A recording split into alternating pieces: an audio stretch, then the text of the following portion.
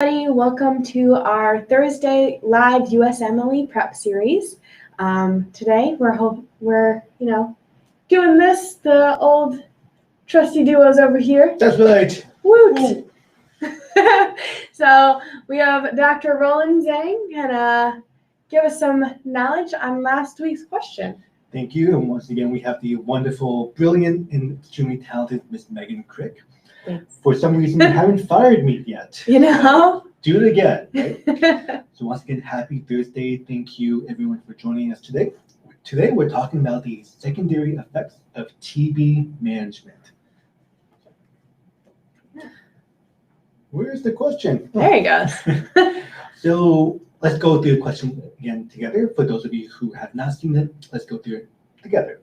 So which of the following vitamins need to be administered in conjunction with his medication regime? So we're talking about vitamins today. A recently immigrated 45-year-old man from Azerbaijan comes to clinic due to fever, cough, and night sweats. He lost 6 kilograms over the last month. Does not recall any recent exposure to individuals with similar symptoms. Chest auscultation reveals bilateral crackles in the epithelium in the lungs. Acid fast bacilli is positive for Microtp tuberculosis. So they were kind enough to give you the diagnosis first and foremost.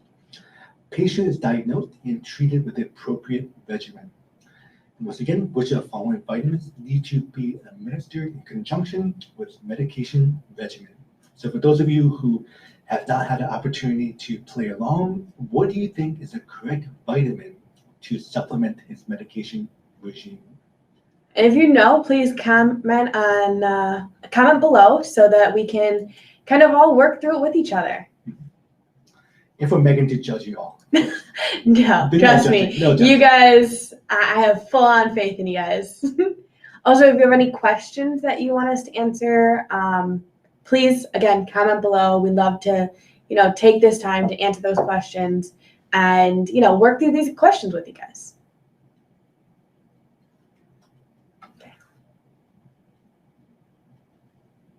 Do you want to go to the next slide? I'm having the Jeopardy theme song playing in my head. Okay. You're just playing your own music in your head. My own elevator music. So here is a picture of the world. One thing I want to share is that in this case, we have a country of Azerbaijan. And when I first did the question myself, my first thing that came off is that I have no idea where Azerbaijan is.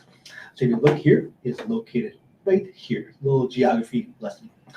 The reason why I want to kind of take the time to talk about this is that we as medical professionals, our number one resource is our experience, our wisdom, our ability to empathize There you go. with our patients, right? So the fact that I did not know anything about Azerbaijan, I actually took a couple minutes to kind of Google, kind of learn about it myself. It looks absolutely beautiful. Oh, it looks stunning. I mean, you would think, I think you said that you thought it was going to be all like deserts and everything, and it looks like a metropolitan city over here. Absolutely. I mean, I'd put it on my little bucket list. Yeah. So, future visit, Miss Megan? Oh, yes, for sure. Let's go. So, I completely agree with Miss Megan. Like, my, stereotype of a desert, nomads, camels, people with tuberculosis everywhere, completely off kilter. And for that, I apologize. But at the same time, I think the ethics of being a good medical physician is that you can kind of see different cultures, appreciate, keep that open mind. So once again, a beautiful city I would love to visit one day. And going back to tuberculosis, I think we as living in the US and Canada, for some of you as well, we take it for granted, right? And the fact that yes, we do the PPD test, we get tested for TB, but while doing research for this webinar, things that I did not notice was that TB the second greatest killer worldwide after HIV, which is really boggled my mind. Yeah. 2 million people die from TB each year. And even more alarming is that if you look here, right yonder, Vancouver, South Fraser, Richmond, so Western Canada has active TB. So it's not just a Euro question, not something we just test for. It's actually in our backyard. So really interesting. That's a really good infographic. So going back to more medically stuff, TB, for those of you studying for the MBME Step 1, 2, and 3, what is Microtp? Well, it's a facultative intracellular rod-shaped bacteria. And these are all things that you need to look at when you're doing studying for TB. They might not give you the diagnosis off the bat. They might give you any one of these, intracellular rod, or tested positive for Nielsen acid, or heck, the auramine rhodamine stain, which binds to the glycolic acid within the cell wall. So these are all ways that they can test you, that do you know this person has active TB.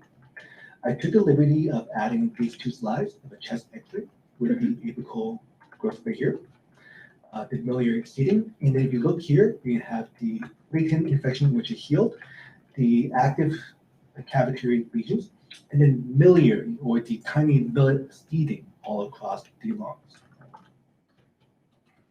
So we're going to skip the pathophysiology. We'll skip a lot of stuff that you do need to know and go straight into the management. Right? For those of you who have any questions for TB, please feel free to reach out to us. For the sake of time, we're moving quite quickly. Mm-hmm. So the medications I can use for TB is RIPE. So rifampin, Isoniazid, pyrazinamide, and ethambutol as the first-line treatment.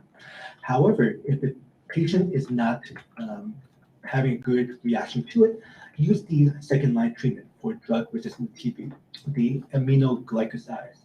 So the enzymycin, those are the aminoglycosides. But going back to the original question, if these are all the management, right, these are all the medications you can use to help the patient, which of the following vitamins need to be given in conjunction with the medication? So basically, if you take a step back, we know that these medications help a person with TB. Cool, fine. However, which medication do I need to give in conjunction with a vitamin? Right, so a biochemistry-like question. Okay. And the correct answer is vitamin B6, pyridoxine. So we know the patient has TB. The patient presents with TB, he has the fever, the night sweats, the very B symptoms, like not feeling well, non-productive cough. In this case, the patient, you're given the information he has TB. Okay, so then the next step is that which medication needs vitamin B6 and pyridoxine, but why? So here is my level of knowledge, having looked at this years and years and years ago. TB, it depletes vitamin B6, so therefore we give vitamin B6. Right? Mm-hmm. However, for those of you prepping for Step 1, MBME, Step 2, here's what you really need to know. So why? So isoniazid actually binds with pyridoxine to form this. Right? This part, it actually helps prevent the conversion of pyridoxine to its active form. So even if you have the vitamin, it doesn't get activated to its more potent form. Mm. If you don't have that, it prevents the formation of GABA, right? Gamma aminobutyric acid. If you don't have GABA, you have the accumulation of glutamic acid, which is causing all kinds of CNS dysfunction.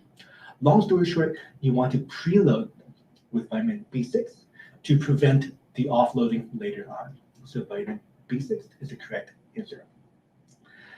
At the same time, I've taken the liberty of adding this slide. It focuses on the vitamins and the biochemical relationships. Before I studied vitamins way back in the day, I thought it was kind of, vitamins, yeah, take a gummy, call it a day. After studying this, there's a huge amount of interrelations, and more importantly, the MBME and STEP exams love to test you on this as well. Mm. So definitely know the name. So for example, B1 is thiamine, B2 riboflavin, B3 niacin. Know what they do. Right? So coenzyme of this reaction, it helps with that reaction. And more importantly, if you don't have it, how does it prevent? What does it present with? So pellagra, dermatitis, diarrhea, death. If you have a vitamin K deficiency, you have all kinds of bleeding disorders. That's the kind of questions that the MBME Step 1 love to ask you about. So they give you a patient who has bleeding from the gums, is a pirate. So vitamin C, scurvy, all that fun stuff. So you know that, but then do you know why? Right? The why. So thank you so much. Very short, to the point webinar today. So thank you so much. Ms. Megan, do you have anything you would like to add? I think you covered it all. I mean, that was a pretty quick, but I think we answered everything. If anybody has any questions, again, please feel free to reach out and we'll be happy to answer those. But so we will post a new question next Thursday, and then we'll come back on a live session that following Thursday to kind of go through these again.